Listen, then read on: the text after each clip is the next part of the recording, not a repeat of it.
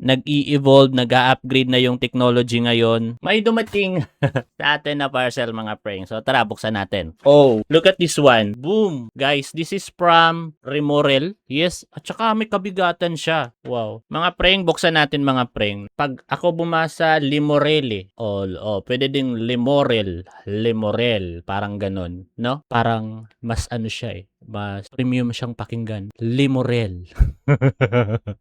O, diba? So, correct me sa akin, Limorel. 6-pack? What? 6-pack? So, sa loob nito, merong 6. Wow.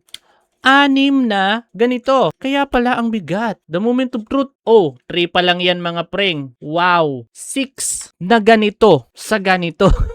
Wow. Ayan, sa mga naghahanap. Tsaka, tingnan nyo kung gaano siya ka-premium sa item na to mga preng.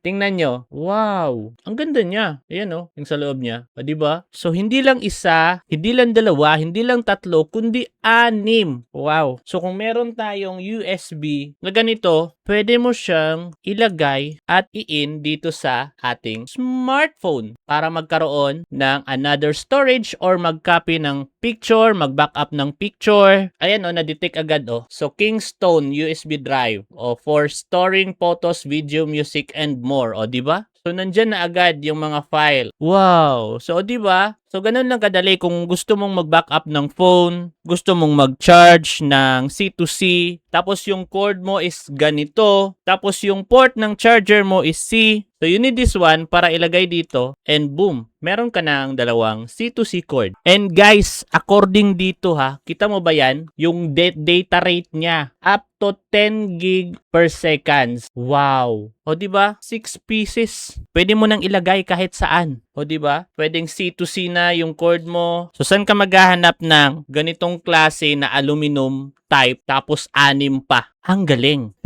So, guys, magagamit ko to guys. Lalong-lalo na dito sa mga devices ko. Kasi more on Type-C na yung mga charger ko. And I need this one talaga.